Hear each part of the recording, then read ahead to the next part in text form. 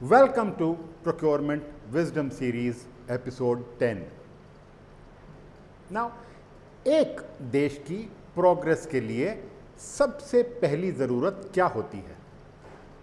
Roads, schools, hospitals या technology? शायद इनमें से कोई भी नहीं। सबसे पहली ज़रूरत होती है सिक्योर्ड बॉर्डर्स, क्योंकि जब बॉर्डर्स सिक्योर्ड होते हैं तभी सिविल इंफ्रास्ट्रक्चर डेवलप होता है, एजुकेशनल इंफ्रास्ट्रक्चर बढ़ता है, हेल्थ केयर इंफ्रास्ट्रक्चर भी ग्रो करता है और बिजनेसेस भी फ्लरिश करते हैं। तभी तो देश प्रोग्रेस करता है। और हमारे बॉर्डर्स को सुरक्षित रखता कौन है? ऑब्वियसली हमारे सोल्जर्स। अब मैं आपके साथ एक अपनी आपबीती शेयर करना चाहता हूं। मेरे बड़े भाई ने आर्मी ज्वाइन करी। वो सेकंड लेफ्टिनेंट से लेफ्टिनेंट बना ही था। जैसे आज तो सेकंड लेफ्टिनेंट की पोस्ट ही एबॉलिश हो चुकी है कि उसे आईपीकेएफ के साथ लंका की तरफ जाने के ऑर्डर्स मिल गए। वो सिर्फ मुझसे 1 साल बड़ा है, लेकिन वो सिर्फ मेरा बड़ा भाई नहीं है। वो मेरी इंस्पिरेशन है, वो मेरा मेंटोर है और वो मेरा हीरो है। मुझे अच्छी तरह याद है, उन दिनों हमारे घर में 3 नाम दिन में ना जाने कितनी बार सुनाई देते थे। बट्टी कलोआ, जाफना और ट्रिंकोमली। जैसे ही टीवी पर कोई एम्बुश की खबर आती, हमारे घर में सन्नाटा छा जाता और मैं भगवान से एक ही दुआ करता कि भगवान मेरे भाई के इर्द गिर्द एक अभेद कवच बना देना। उन दिनों मोबाइल्स तो थे नहीं, ना वीडियो कॉलिंग। जो भी खबर है वो टीवी या रेडियो के बुलेटिन से मिलती थी। जैसे ही फ़ोन की घंटी बजती, हम सब की दिल की धड़कनें बढ़ जाती। बॉर्डर पर सिर्फ सोल्जर ही फाइट नहीं कर रहा होता, उसका पूरा परिवार एक अलग फ्रंट पर लड़ रहा होता है। By the grace of God वो वापस आया। जब वो वापस आया, उसके पास बहुत सी कहानियां थी सुनाने को। कभी किसी एम्बुश की बात करता, कभी किसी ऑपरेशन की। ज़्यादातर कहानियां तो उसकी अपनी बहादुरी की थी। कभी गोली उसके बाएं कान को छू के निकल जाती, कभी दाईं तरफ से निकल जाती, कभी कोई ग्रेनेड उसके 10 फुट दूर गिरता और फटता नहीं।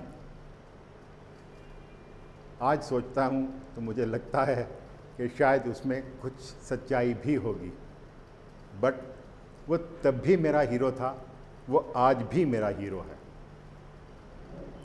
कुछ साल बाद मुझे ऐसा लगा कि शायद भगवान ने हमारी दुआ सुन ली हो, बस कुछ अलग तरीके से।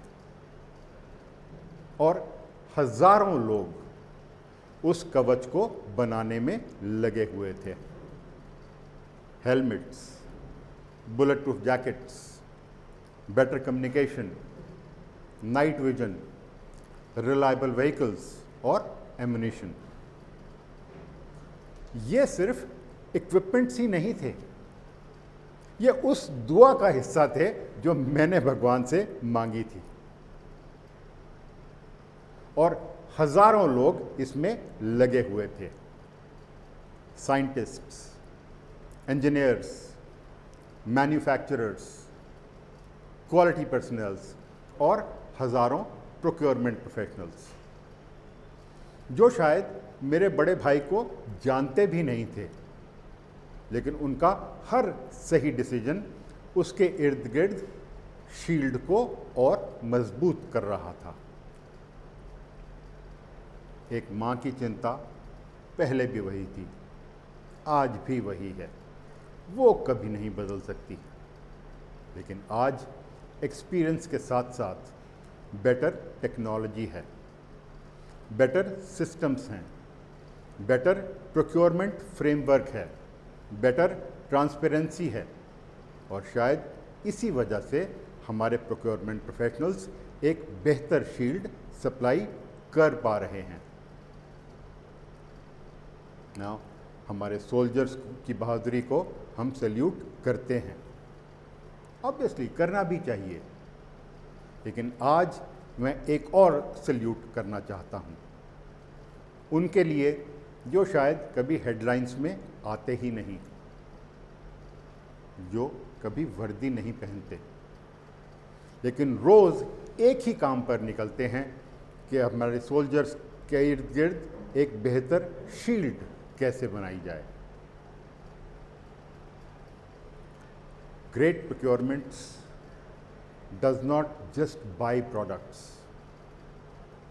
it silently strengthens the shield that protects the nation.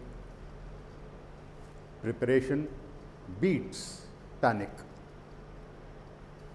Now, I would be coming up with a new episode of Procurement Wisdom series every week. If you find it interesting and want to be notified of the upcoming episodes, and if you want to build a scalable business on GEM, you can consider subscribing to this channel. Thank you.